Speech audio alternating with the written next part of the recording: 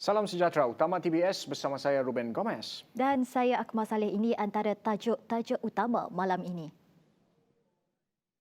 Perdana Menteri Tan Sri Muhyiddin Yassin sifatkan hala tuju pembangunan Sarawak menjelang 2030 selari dengan wawasan kemakmuran bersama 2030 Kerajaan Persekutuan. Kestabilan politik kukuhkan kerjasama Kerajaan Gabungan Parti Sarawak GPS dan Persekutuan.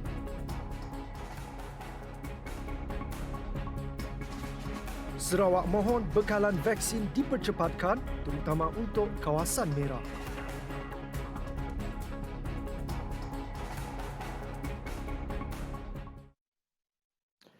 Hala tuju pembangunan Sarawak menjelang 2030 selari dengan wawasan kemakmuran bersama 2030 Kerajaan Persekutuan. Demikian menurut Perdana Menteri Tan Sri Muhyiddin Yassin pada Khamis sempena lawatan rasmi beliau ke Sarawak. Pikiran dari segi visi dan dari segi langkah-langkah yang telah pun disusun dan saya kira cukup rapi. I'm indeed impressed by what has been put forward just now, and the way forward for Sarawak is indeed very promising. Justeru beliau memberi jaminan bahawa Kerajaan Persekutuan akan terus memberikan sokongan penuh kepada Sarawak. Ini bagi memastikan usaha Kerajaan Persekutuan membantu negeri ini mencapai status negeri maju menjelang 2030. Sarawak is a very rich state, rich in all sorts of resources. I would say that you have all the things that is needed to put Sarawak up into the global plan, supaya negara mendapat faedah daripada usaha-usaha pembangunan yang telah dan pastinya akan datang daripada Sarawak. Sumbangan dan contribution Sarawak pada pembangunan negara menjadi lebih besar dari segi KDNK dan sebagainya. Sementara itu, Ketua Menteri Datuk Patinggi Abang Johari Tun Openg berkata, Sarawak tiada pilihan selain memanfaatkan dana kerajaan negeri sedia ada untuk membangunkan infrastruktur asas di Sarawak. Pun memang adalah kita mesti masalah sedikit, banyak jambatan yang agak costly yang tidak termasuk di dalam pembangunan dalam masa kerajaan yang lepas. Tapi Sarawak, we have no option but to use our money. Kerana coastal road is very important untuk rakyat. 65% of our people, long houses in kampung, are residing in this area. Dan keduanya boleh membangunkan sektor-sektor yang lain, termasuklah perkhidmatan dan juga pertanian. Sektor perkhidmatan awam penting sebagai pemangkin bidang pendigitalan dan memacu transformasi ke arah revolusi industri 4.0. Sambungan itu, kerajaan memperkenalkan pelan My Digital dan rangka tindakan atau Blueprint Ekonomi Digital Malaysia untuk memacu transformasi digital sektor awam. Ini termasuk usaha untuk melahirkan 100% penjawat awam yang celik digital dan 80% perkhidmatan kerajaan secara dalam talian dari peringkat awal ke akhir menjelang tahun 2025. Beliau turut memberitahu pemerkasaan sektor awam merupakan antara agenda penting dalam memastikan penyampaian perkhidmatan kerajaan yang cekap dan mesra rakyat. Ia bagi memastikan agar mesej dan bantuan dapat disalurkan secara efektif kepada golongan sasar yang terkesan. Justeru, tumpuan harus diberikan kepada usaha untuk mengurangkan kekangan birokrasi agar segenap lapisan masyarakat dapat dibantu, khususnya luar bandar. Contohnya, di pihak berkuasa tempatan ataupun PBT, mana-mana peraturan yang didapati tidak lagi berkesan, wajah diteliti semula dan ditambah baik. Kita harus permudahkan lagi proses permohonan bantuan kepada rakyat. Begitu juga permohonan daripada para peniaga, pengusaha, pelabur dan sebagainya. Setiap permohonan ini harus kita pertimbangkan dengan secepat-cepatnya dan sebaik-baiknya. Kestabilan negara di bawah pimpinan Perdana Menteri Tan Sri Muhyiddin Yassin menjadi faktor utama. Kerajaan Gabungan Parti Sarawak GPS terus memberi sokongan terhadap tampuk kepimpinannya. Ketua Menteri Datuk Petinggi Abang Johari Tun Openg berkata kestabilan ini akan mengukuhkan lagi kerjasama antara kerajaan negeri dan persekutuan. Masa depan, kalau kita mempunyai kestabilan politik yang baik, maka ini akan menjadi tarikan kepada pelaburan kita dan juga kepada pembangunan kita. Sebab itu Yang Berhormat Perdana Menteri GPS menyokong Perdana Menteri menjadi Perdana Menteri kerana menstabilkan negara. Dan saya percaya bahawa kalau negara kita stabil, kita dapat menghadapi cabaran yang lebih besar. Hari ini pun apabila COVID-19, you have really steer how to tackle COVID-19 problem. Tahniah Yang Berhormat Perdana Menteri. Ketua Menteri berkata demikian pada Majlis Perjumpaan Khas Penjawat Awam Negeri dan Persekutuan.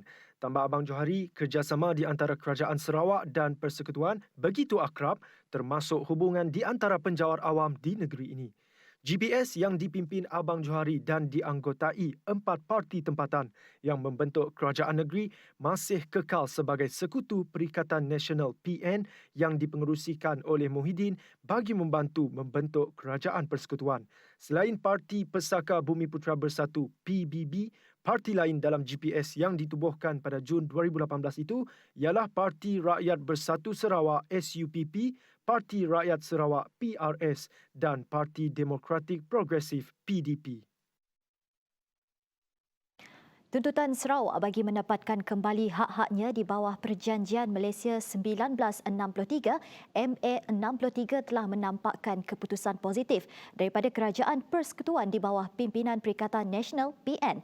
Perdana Menteri Tan Sri Muhyiddin Yassin berkata kerajaan telah menubuhkan majlis khas berhubung perkara itu bagi memastikan rakyat mendapat hak-hak yang adil dan saksama. Muhyiddin turut memberi jaminan bahawa hak-hak Sarawak akan terus dilindungi berlandaskan Perlembagaan Persekutuan. Just now, Abang Joe has mentioned again that particular Article 160. I was checking with my minister again. Just tell Sarawak, yes, we acknowledge that. Tapi kalau dia pastinya akan memerlukan pindaan perlembagaan, this government, which is at the present, is here, will not be able to do that without the concurrent support of the rest of the members of parliament. Tapi kalau selepas pilihan raya, kita dapat menang besar, lebih 2/3, ini laluan mudah untuk kita lakukan dengan seberapa segeranya. You take my word for that.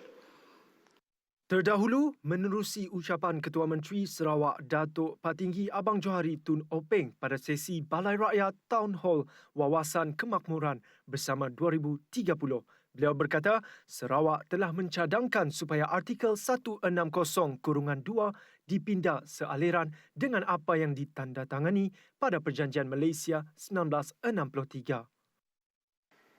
Dan Sarawak telah mencadangkan supaya Artikel 160(2) dari sudut interpretasi perjanjian hendaklah dipindah kerana konstitusi kita berteraskan kepada Federation of Malaya Agreement 1957. Dan sudah tentu kalau digunakan takrif federation itu, ia akan berpaksi kepada Federation of Malaya Agreement 1957.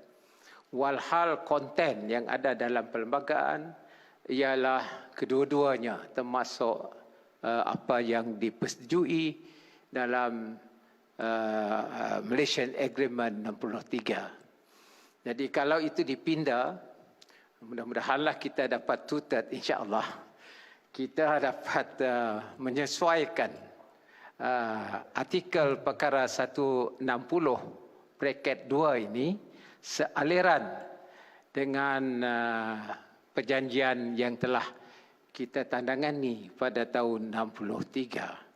Sebab itu artikel 2 B dapat kita mengikut agreement Malaysian Agreement 63.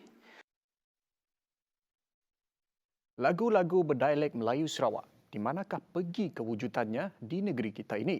Tidak kedengaran di platform radio mahupun televisyen. Namun kini ratusan lagu dialek Melayu Sarawak telah digubah oleh komposer-komposer yang dikenali sebagai Jalan yang terdiri daripada 4 orang ahli. Usaha anak Melayu Sarawak ini secara tidak langsung adalah bagi memartabatkan bahasa Melayu Sarawak sehinggakan banyak agensi yang memberi kerjasama bagi membangunkan industri muzik di negeri ini. Malah pada masa yang sama, mereka juga turut merancang untuk membuat pertandingan lagu-lagu patriotik Melayu Sarawak dan pertandingan nasyid dialek Melayu Sarawak. Mengambil contoh lagu seperti Despacito dan Gangnam Style boleh sampai ke negeri ini.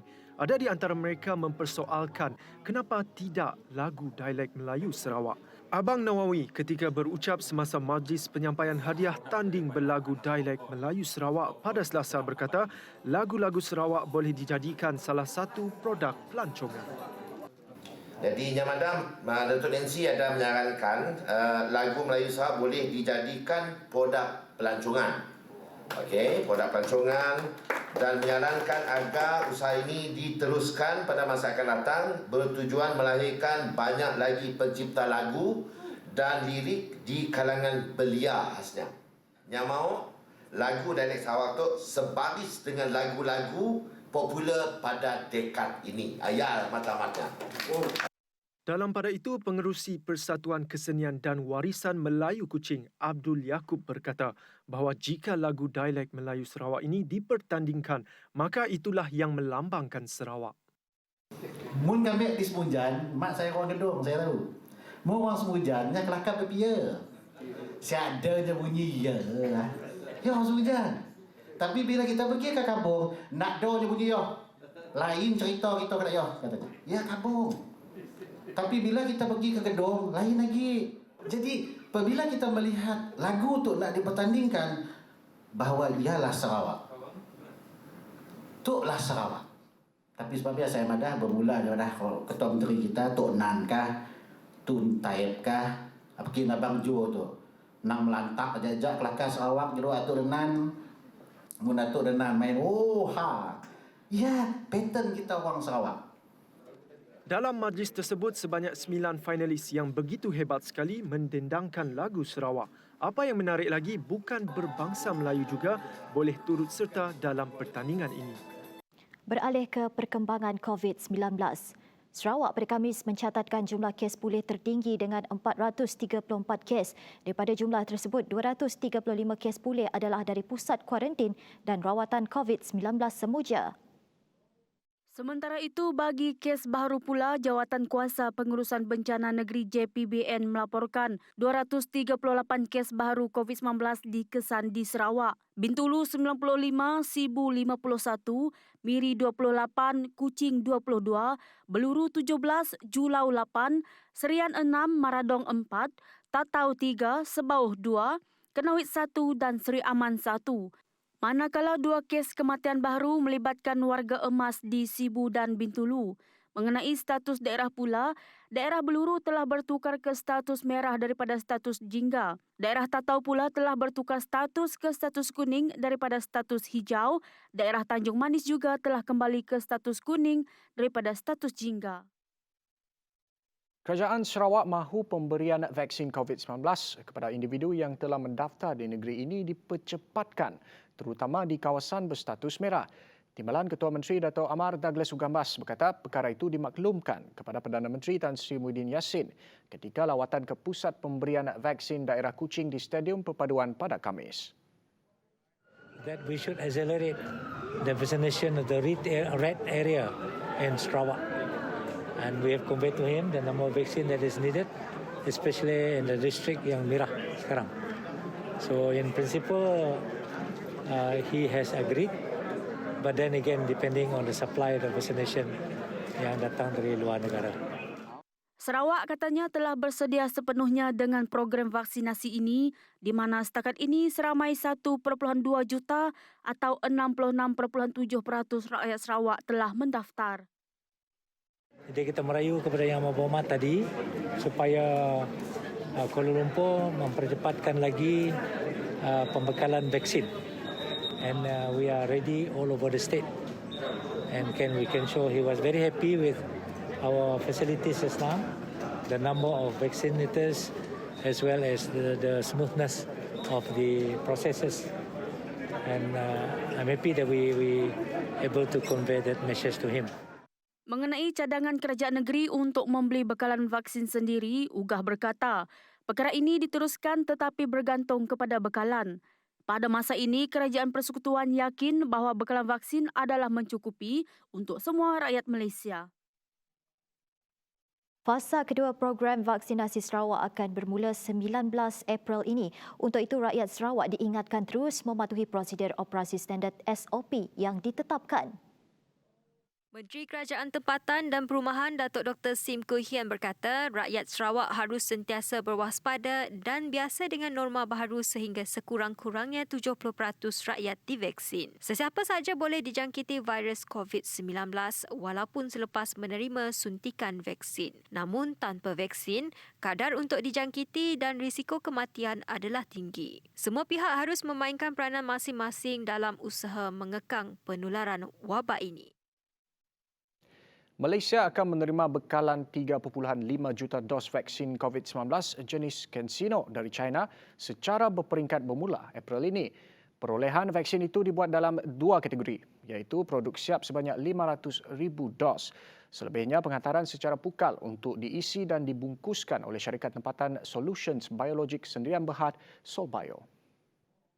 Melalui perolehan vaksin CanSino yang merupakan dos tunggal, sejumlah 3.5 juta populasi di Malaysia akan mendapat manfaat. Vaksin CanSino akan digunakan terutamanya di kawasan pedalaman dan kawasan di mana penerima sukar untuk datang menerima suntikan sebanyak 2 kali seperti vaksin jenis Pfizer-BioNTech dan Sinovac. Melalui perjanjian yang termeterai, Solbio akan mengendalikan proses pembotolan vaksin sebanyak 3 juta untuk dibekalkan kepada kerajaan. Namun, syarikat tersebut masih perlu mematuhi semua peraturan berkaitan pendaftaran dengan bahagian Regulatory Farmasi Negara NPRA dan pihak berkuasa kawalan dadah PBKD sebelum boleh melaksanakan pembekalan vaksin. Sekiranya syarikat tersebut gagal mendapatkan kelulusan pendaftaran yang diwajibkan, perjanjian tersebut boleh dibatalkan kerana kerajaan menitik beratkan keberkesanan, keselamatan dan kualiti. Orang ramai yang belum mendaftar program imunisasi COVID-19 kebangsaan boleh berbuat demikian di pusat internet komuniti seluruh negara. Usaha itu bertujuan membantu orang awam termasuk warga emas yang berdepan kesukaran mendaftar program berkenaan melalui aplikasi MySejahtera. Jabatan Komunikasi Multimedia Suruhanjaya Komunikasi dan Multimedia Malaysia SKMM berkata, kaki tangan Pusat Internet Komuniti sepenuh masa akan membantu melicinkan proses pendaftaran.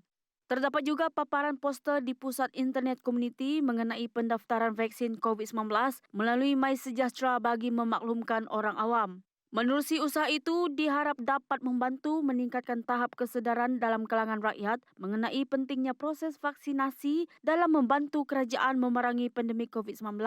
Sebarang pertanyaan lanjut berhubung perkara ini, SKMM menyarankan supaya orang ramai menghubungi pihak PIK berhampiran. Bazar Ramadan dengan standard kebersihan dan keselamatan yang tinggi bakal dianjurkan di La Promenade Mall, Kota Semerahan. Prosedur operasi standard SOP yang ketat akan dilaksanakan dalam usaha mewujudkan satu platform perniagaan yang paling selamat untuk semua. 1 week before the opening of the Bazar Ramadan, we will invite Municipal Council from Kota Semerahan di situ untuk datang ke HSL and explain dengan semua penyewa yang mau buka booth di Bazar La Promenade untuk attend and dengar SOP briefing sebelum tidaknya mau buka kedai di situ. Para peniaga dan pekerja perlu menjalani saringan PCR dan mencatatkan keputusan negatif sekurang-kurangnya 3 hari sebelum bazar beroperasi iaitu pada 13 April 2021. Setiap gerai akan diletakkan lebih jauh antara satu sama lain dan hanya membenarkan 3 pelanggan berada dalam satu gerai dalam satu-satu masa. Majlis Pembandaran Kota Samarahan MPKS juga akan terlibat secara tidak langsung dalam pengoperasian Bazar Ramadan La Promenade ini bagi memastikan keselamatan dan kebersihan kawasan tersebut sentiasa dalam keadaan baik. We also encourage Sidak government, especially the municipal council, to do surprise checks at our Bazar Ramadan, so that it can be an extra precautionary measure to both traders untuk tidak peniaga dengan customers to always keep the SOP in check. Pihak pengurusan Hock Seng Lee menyediakan 40 tapak gerai untuk Bazar Ramadan tahun ini menggunakan keluasan tanah di La Promenade Mall lebih dari 1 ekar. Peminat pertandingan nyanyian secara maya yang disiarkan di TVS bakal menemui challenger dari negara jiran Indonesia pada Selasa 6 April 2021 jam 8 malam. Berjayakah pencabar dari Indonesia ini merampas satu daripada 6 tempat yang dihaskan untuk Dream Team, iaitu 6 penyanyi yang dipilih menerusi saringan platform digital. Pencabar yang dimaksudkan ialah Andre Arifianto. Andre pernah memasuki pelbagai pertandingan nyanyian di Indonesia.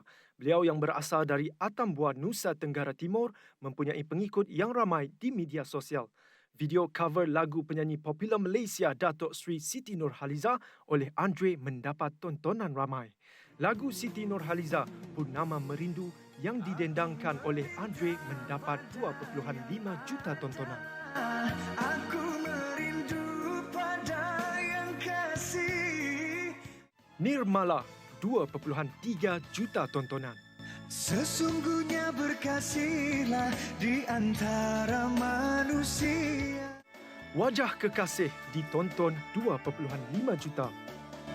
Adakah mungkin untukku menghindar? Andre juga ada membawa lagu Cindai nyanyian Siti Nurhaliza yang menerima lebih 400,000 tontonan di YouTube. Tium bernyanyi pohonan jati bertanda. Sebuah lagi lagu dari album pertama Siti, Percayalah, dibawa oleh Andre secara duet bersama Reza Zakaria mendapat lebih 3 juta tontonan di YouTube. Dugaan datang jua pergi relaku.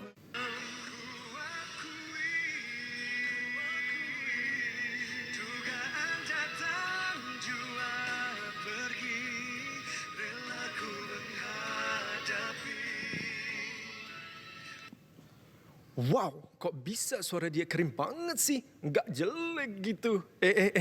Adakah Andre akan mengalahkan 6 peserta Dream Team TV Stars dan mungkin menjuarai pertandingan anjuran TVS ini? Jadi kita sama-sama saksikan siaran langsung di Astro dan My Freeview saluran 122 TV Stars. Shoot for the stars.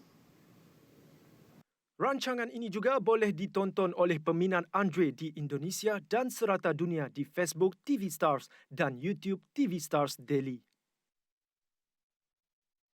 Baik, sedikit perkembangan sukan. Atlet dan jurulatih skuad para Sukma Sarawak kini kembali menjalani latihan di lapangan sejak 15 Mac lalu sekaligus meletakkan sasaran merangkul kejuaraan ke-14 pada Tamasya Sukma di Johor pada tahun 2022.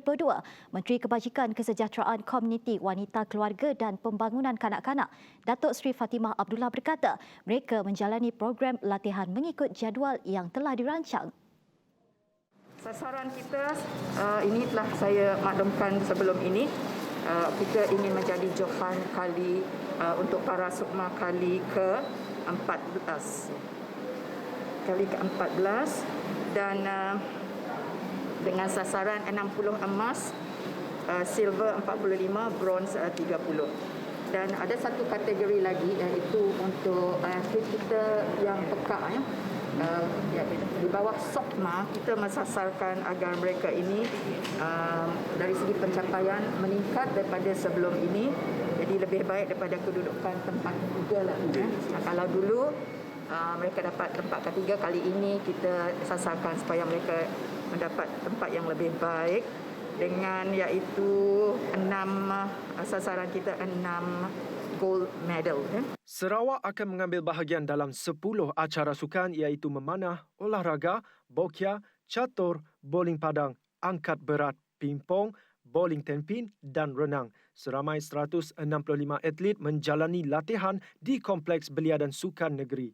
Dalam pada itu, sumbangan allowance daripada kerajaan negeri akan diberikan kepada atlet terbabit yang berdepan kesukaran kewangan susulan kehilangan pendapatan.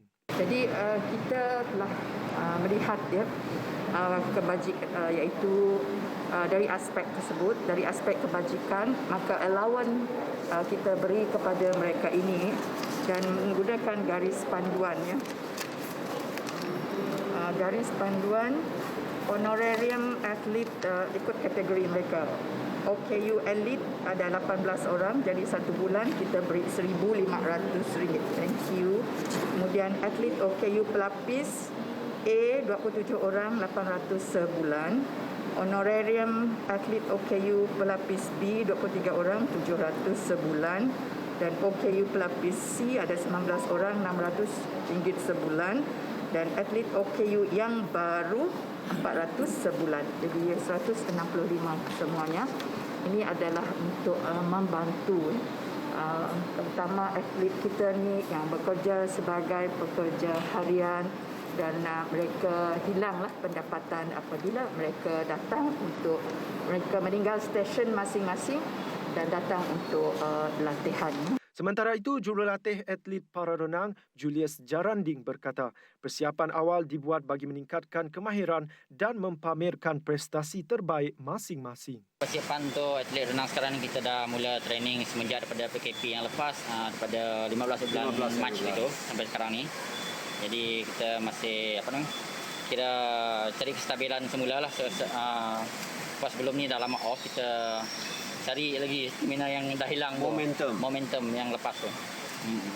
Jadi apa yang menjadi harapan sebagai pengadil?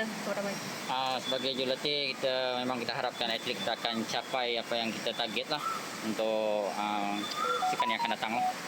Harapannya untuk negeri Sarawak ni lah, kita dapat sumbangkan minyak untuk di Sarawak lah. Memang ada naik sikit, tapi gini tu kita dah ada training, ada lah ya, ada bikin buang. Jadi kita mau semangat lah.